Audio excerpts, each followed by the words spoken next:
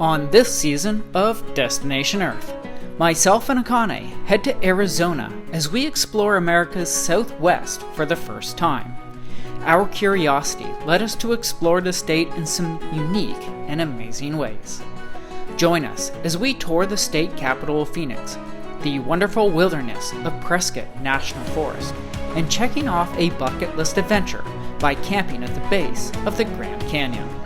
Where are we off to today? Let's find out.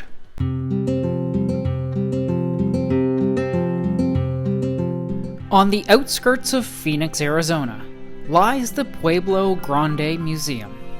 Here, you can not only watch the airplanes come to land, but you can also learn about some of the first inhabitants of the land, the Hohokam. This group of ancient peoples occupied modern-day Arizona for over 800 years, from 200 AD to 1450. They lived primarily along the banks of the Salt and Gila rivers. Their territory was relatively vast, ranging from Phoenix in the north to Tucson in the south. Our goal today is to introduce you to this remarkable civilization as we explore this indoor and outdoor museum. Here, you can pair artifacts found in the museum walls with the remnant housing found outside to draw a clearer picture into the lives of those who came before us.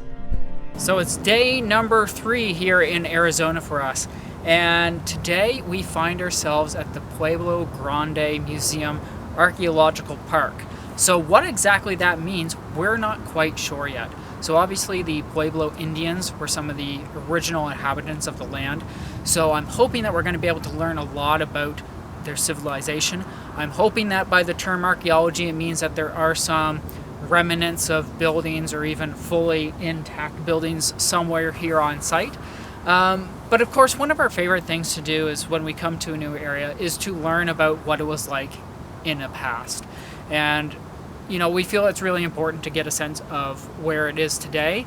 And this is going to be a really great start for that, as we haven't come across that yet in our travels. Long before the Europeans and Vikings came to the New World, civilizations thrived in the Americas. Most believe that these people came across ice bridges in the north during the most recent ice ages, when passage from modern-day Russia to Alaska was possible. From here, they migrated south to warmer and more lush climates as they continued to expand. When exactly this occurred is unknown. For those who follow biblical truths, we get an indication in Genesis when this might have happened in the story of the Tower of Babel. For those who might not be familiar with the story, it goes a bit like this. In ancient times, all people spoke the same language and lived in the land of Shinar, or modern-day Babylon, Iraq. As the population grew, they decided to build a great city with a tower that reached up to the heavens. Their intention was to make a name for themselves and to show the power of the people who inhabited the land. God observed their actions and decided to intervene. He came down to the city and the tower that people were building. Concerned about their pride and arrogance, God decided to confuse their language so they could no longer understand each other's speech. As a result, the people could not communicate effectively, and their project came to a halt. Unable to understand one another, they abandoned the construction of the city and the tower. God then scattered them across the earth, causing them to disperse to different nations and regions. Many people question why or when people began sprouting up around the globe, and I believe that is the origin story. As we continue to explore the museum and the impressive range of pottery found here, we learned how the Hohokam harnessed the power of canals to direct water to their villages scattered across Arizona. In fact, they had constructed more than 1,000 miles of canals in the Salt River Valley alone, as every 3 miles along the river, small villages existed. Coming across these paintings, we knew that animals and spirituality played a big part of their lives. The first painting struck me as interesting, as you see a wolf plainly walking through a portal of some sort. Now, the idea of portals is very interesting, and a topic that seems to be widespread throughout the southwestern United States. A portal is often described as a doorway, or gateway, or even a passage that connects two distinct locations or dimensions. There are many stories that involve the appearing or disappearing of beings before people's eyes, and a portal is one way to suggest that this happened. Perhaps on the fringe side of science, it's a concept that cannot be directly disproved, and remains fascinating with modern events still occurring, suggesting its reality. So we just finished up our time actually inside the museum, and it was a really great way to kind of get a precursor of information on what we can expect when we actually explore the ruins here. So as you can imagine, the people that lived here lived relatively basic lives. I mean, you're in the middle of the desert, so I was really impressed with how they're able to use things like cactus and the animals like rabbit that are found in the area to really sustain themselves over the course of the year.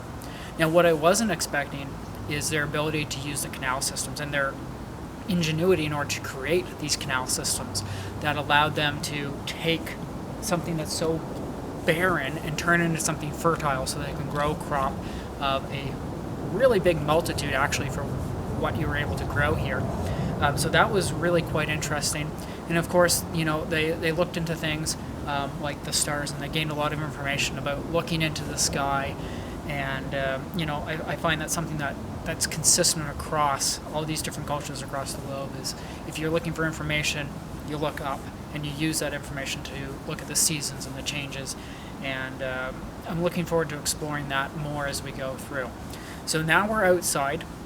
Behind me is the ruins where we're going to be able to see some houses, the ball game area, and some other really interesting things. So we're going to take you there and show you what this place offers in regards to actual places that existed here with the Pueblo Indians. Working our way through the structures outside was something wonderful.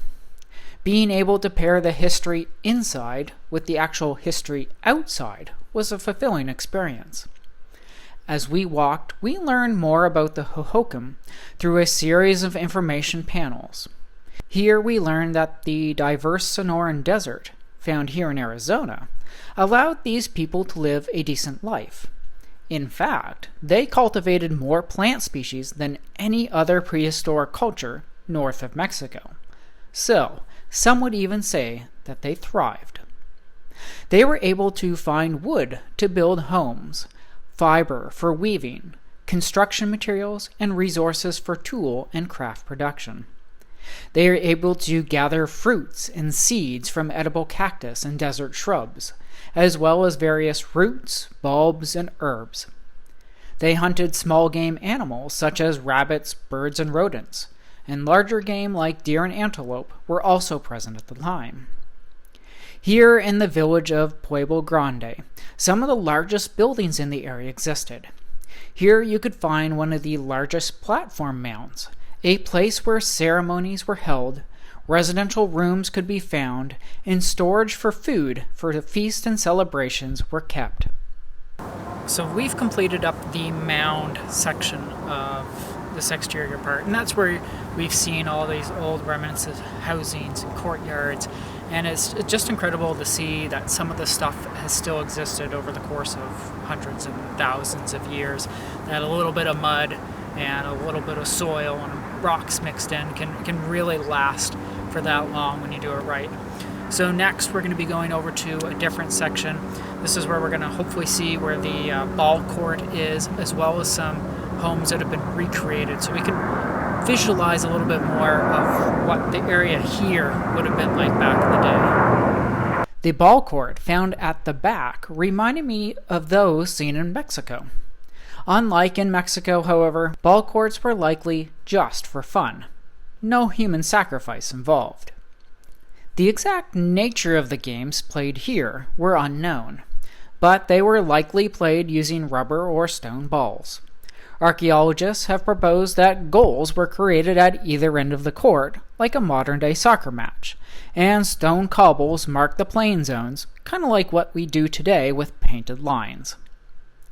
There were originally 3 ballcourts here, and then more than 200 found across the area. Also found at the far end of the museum are pit houses. These were some of the earliest types of homes found at Pueblo Grande. Built in shallow pits, their wood framework was covered with mud to create thick, strong walls. These homes would have been built around each other and a central courtyard. Now, I don't know if you saw it, but these are taller than what would have been before. So probably it would have been a perfect U-size hut. Now the problem is you would have had the same problems. Remember the Viking houses where all the smoke just kind of kept inside the room? They didn't have any like chimney or vent holes to allow the smoke to escape. That's why they used a lot of just the coals to kind of carry that heat, as opposed to making a fire that had smoke in it. And any cooking would have been made outside where the smoke could escape, and people weren't trapped inside a smoke-filled house and causing them to lead lives that were already shorter than what would have been normal this time of day.